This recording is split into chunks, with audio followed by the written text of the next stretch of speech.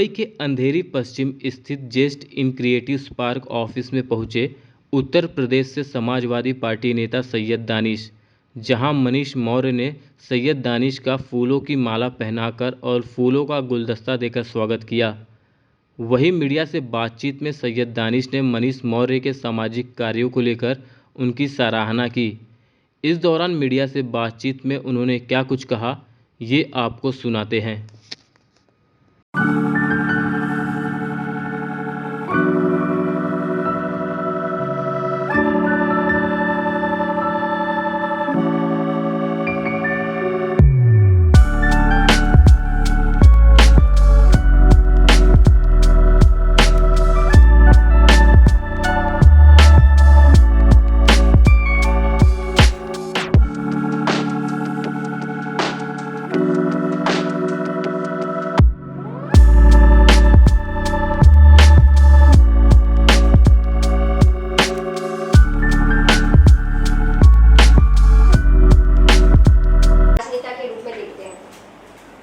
पहली बात तो मैं बहुत धन्यवाद देना चाहूँगा सारे मीडिया कर्मी, इतने ऐसे पेंडिंग टाइम में भी आप लोग सूचना पहुँचा रहे हैं आम जनता को।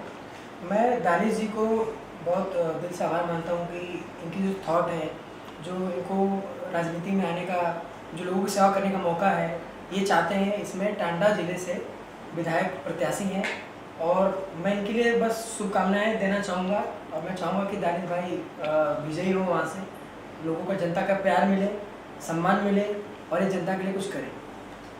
तो दानिश जी, आज आपका मुंबई आना हुआ, क्या वजह रही? क्या घूमने की वजह से या फिर कोई और वजह रही जिसकी वजह से आज आपका? नहीं, घूमने का तो इस वक्त अभी टाइम ही नहीं है, क्योंकि इलेक्शन जो है ज़्यादा टाइम तो है नहीं, 4 से 5 महीने हैं।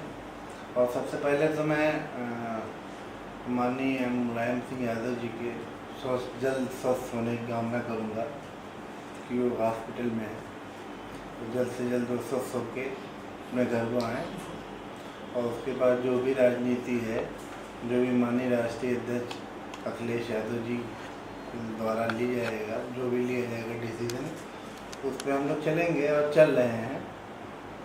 और पूरी कोशिश है कि इस बार भाजपा को जड़ से ख़त्म करना है। हम लोगों को, हम लोग को मिल के, सबको मिल के भाजपा को हर हाल में देश से हटाना है। और सिर्फ यूपी से ही नहीं, हमको इनको सेंटर यानी केंद्र से भी हटाना है। क्योंकि अगर यूपी में हम देखें तो योगी का मतलब क्या होता है? योगी का मतलब कि योगी को मंदिर देखना चाहिए, और योगी देश देख रहा है या उत्तर प्रदेश देख रहा है, तो एक योगी के लिए मैं नहीं समझता कि एक प्रदेश देखने लायक हैं योगी जी। और जहाँ तक मोदी जी की बात है, तो उन्होंने भी कोई ऐसा काम नहीं किया, ना ही योगी जी ने कोई ऐसा काम किया यूपी में। और मोदी जी ने जो भी स्कीमें निकाली सब फेल हुई हैं, और योगी ने तो कोई काम ही नहीं किया यूपी में। और सबसे ज़्यादा जो भी काम किया है अखिलेश जी ने किया है यूपी में, ये सब जानते हैं बहुत अच्छी तरीके से। और इस बार 351+ सीट के साथ अखिलेश यादव उत्तर प्रदेश की राजनीति में आएंगे पूर्ण बहुमत के साथ। तो समाजवादी पार्टी के बाद जिस तरह से जनता ने अपना प्यार भाजपा की तरफ दिखाया था, जिससे योगी जी आज मुख्यमंत्री हैं यूपी के, और आपका कहना है कि वो काम नहीं कर रहे हैं, तो क्या लग रहा है जनता वहाँ की खुश नहीं है योगी जी के कार्यों से? नहीं, जनता बहुत परेशान है। चाहे वो छोटे बिजनेस वाले हों या कोई बड़ा बिजनेस वाला हो, हर आदमी बहुत परेशान है। जब से ये GST आई है, कोई 18%, कोई 28% और 38%, हर आदमी उसमें परेशान है, बहुत ज़्यादा परेशान है।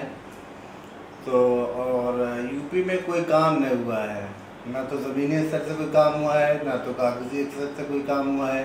योगी जी ने सिर्फ जो है यूपी में रह के कुछ भी नहीं किया है। अखिलेश जी ने जो भी लखनऊ में काम हुआ है, सबसे ज़्यादा जो है काम वो अखिलेश जी ने ही किया है। ये पूरी जनता उत्तर प्रदेश की जानती है। और इस बार जनता मुंह तोड़ जवाब देगी योगी जी को और मोदी जी को, दोनों को, भाजपा को बहुत कायदे से, कि यहाँ से भी हटाएगी उत्तर प्रदेश से अभी फ़िलहाल, और फिर 2024 में सेंट्रल गवर्नमेंट यानी केंद्र सरकार से भी इनको हटाने का काम किया जाएगा। और बिल्कुल, और हम तो ये चाहेंगे कि केंद्र सरकार में भी अखिलेश जी का नाम जाए। अभी तो फिलहाल मुख्यमंत्री के रूप में जाएगा माननीय राष्ट्रीय अध्यक्ष जी का नाम, लेकिन हम लोग ये चाहेंगे कि माननीय राष्ट्रीय अध्यक्ष जी दिल्ली तक जाएं और दिल्ली देखें 2024 में।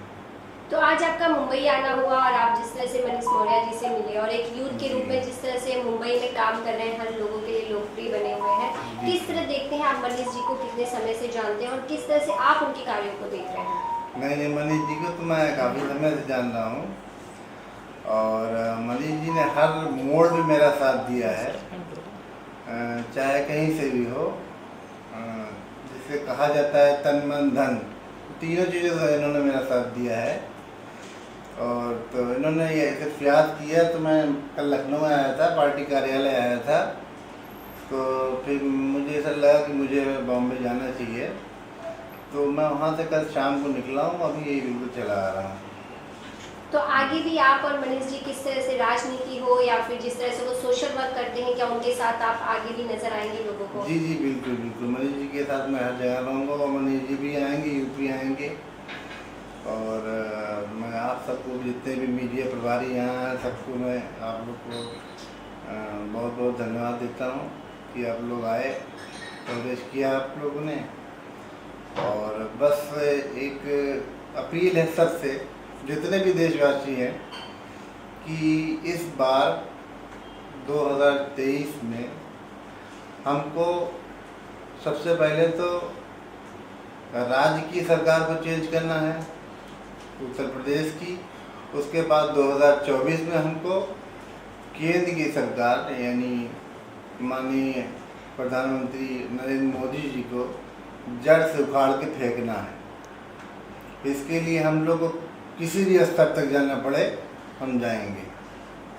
टांडा विधानसभा में किस तरह से कोविड के दौरान, जहां पूरी देश महामारी से जूझ रही थी, उस दौरान किस तरह से आपने जनता के बीच रहकर कार्य किया और क्या लगता है अभी भी उन्हें किन तरह की समस्याओं का सामना करना पड़ रहा है? जनता के बीच हम लोगों ने काम किया। कोविड इससे पहले आया था, पहला आया था 2019 में, तो हम लोगों ने जनता के बीच काम किया, वो मेरे भी पड़ा होगा। और हर जनता तक हम लोग पहुँचे और जो जो हमारे घर तक आया उसको भी हमने मतलब प्रमोट किया कि मतलब जितना हो सकता था हम लोगों ने किया।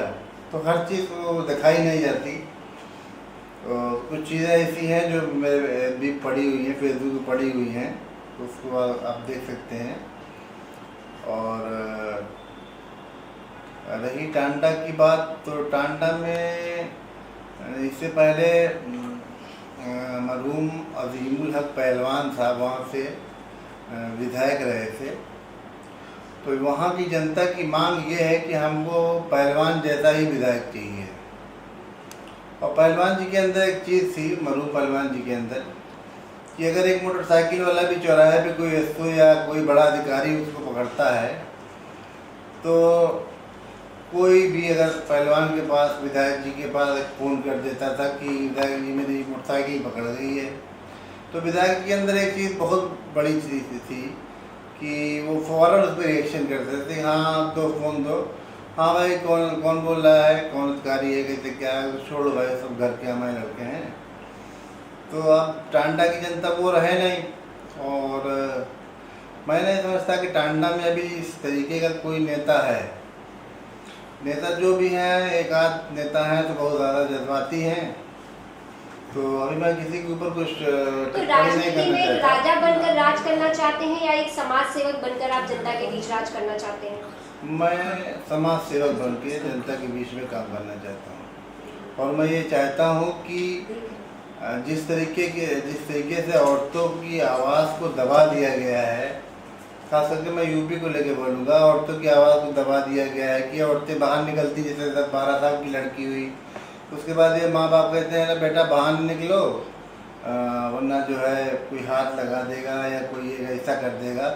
तो इंशाल्लाह मेरी पूरी कोशिश रहेगी कि मैं इस पर सबसे पहले काम करूँगा कि इस पर एक मेरी टीम का गठन होगा और जितनी बच्चियां हैं या जो कुछ भी है, जो भी बाहर निकलती है, अगर ऐसा कुछ हुआ तो इस पे कहीं से किसी माफ़ी नहीं है। किसी लड़की को या किसी बच्ची को या किसी औरत को अगर किसी ने छेड़खानी किया मेरे अपने विधानसभा में, और मैं ये चाहूँगा कि ये हर जगह होना चाहिए, लेकिन फ़िलहाल मैं अपनी विधानसभा में इस चीज़ को रखूँगा और करूँगा, इस चीज़ को करके दिखाऊँगा मैं कि औरतों का सेल्फ डिफेंस होना चाहिए, कि औरतों के अंदर वो चीज़ होनी चाहिए, वो चीज़ निकल के आनी चाहिए कि हाँ, अगर कोई एक लड़का एक गलती से पीछे से हाथ रख देता है तो अपने सेल्फ डिफेंस के लिए अपने लिए खुद से लड़ सकें, कि वो फिर उनको पलट के जवाब दे सके, अगर वो गलत है तो पलट के उसको जवाब दे सके। और उसके लिए एक मैं नंबर बनाऊंगा, चाहे वो 4 अंक का हो या 10 अंक का हो, जो भी हो, और तत्काल कार्रवाई होगी, उसमें कोई टाइम नहीं लगेगा। सबसे पहले ये काम मुझे करना है, जैसे मैं आता हूँ बिल्कुल करूँगा मैं इस काम को। एक यूथ समाज सेवक के रूप में जब आप मनीष जी को देखते हैं तो आप क्या सोचते हैं कि कम एज में जिस तरह से हर लोगों में काम करना, हर यहाँ के लोगों के बीच अपनी जगह बनाना, ये कितना मुश्किल होता है, लेकिन इसे उन्होंने आसान करके लोगों के बीच में काम किया है, तो उनके साथ किस तरह से आपकी गुड विशेष होंगी, क्या कुछ कहना चाहोगे?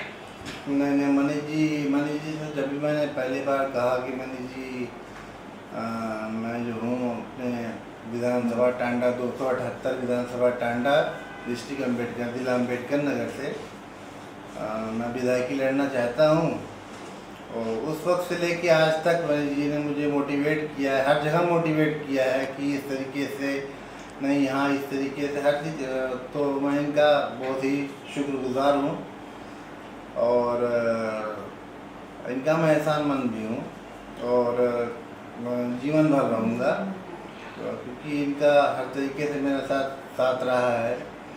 और जनाब साबरी साहब साथ में हैं, इनका भी मैं काफ़ी साथ रहा है, और हमारे शबाब साबरी साहब हैं, उनका भी हमारे साथ पूरी तरीके से बॉम्बे में उन्होंने भी हमारा साथ दिया है। तो मैं सबका शुक्रगुजार हूँ कि मुझे बॉम्बे से इतनी मोहब्बत मिली, और उसी मोहब्बत के लिए ये मैं जो हूँ भाग के चला आया हाँ मनीष जी, और उसी तरीके से मनीष जी भी और सब लोग जो भी हैं, सब लोग उसी तरीके से मुझको मोहब्बत देते हैं। और बाकी बस मैं ज़्यादातर कोशिश करता हूँ काम पे, कि काम करके दिखाया जाए, बोलने से या वादा करने से मैं उस पर भरोसा नहीं करता, मैं काम पे भरोसा करता हूँ। अब थर्ड वेव की शुरुआत हो चुकी है, कोविड का थर्ड वेव चल रहा है, जनता से आपकी क्या अपील होगी? उत्तर प्रदेश में भी कोविड के सबसे ज़्यादा पॉजिटिव केस पाए गए थे, तो अब आपकी क्या अपील होगी कि किस तरह से इस कोविड महामारी से बचने के लिए लोगों को किन बातों का ध्यान देना चाहिए? इसमें मैं एक चीज़ कहूँगा जनता से, पूरे प्रदेश की नहीं, पूरे हिंदुस्तान की जनता से मैं कहना चाहूँगा कि इस चीज़ में जो हमारे प्रधानमंत्री नरेंद्र मोदी जी ने कहा है कि उचित दूरी बना के रखें, मास्क पहन के रखें, और हाथ को बार बार धोते रहें, और बच्चों को ज़्यादा बाहर ना निकलने दें, और ज़्यादातर अभी तो पढ़ाई के नाम पे स्कूल तो खोलना ही नहीं चाहिए। इस तरीके से स्कूल बंद है, स्कूल अभी बंद ही रहना चाहिए जब तक ये ख़त्म नहीं रहता। तो मैं इस चीज़ में जो भी मोदी जी ने कहा है इस मामले में, तो ये मैं उनके साथ हूँ, और साथ इसलिए कि उन्होंने बहुत अच्छी बात कही है कि उचित दूरी बना के रखें, मास्क लगा के रखें, और ज़्यादा से ज़्यादा हाथ को धुलते रहें। तो जो उन्होंने गाइडलाइन जारी की है उसको सबको पालन करना चाहिए, चाहे हम हो, चाहे आप हो, या फिर कोई भी हो।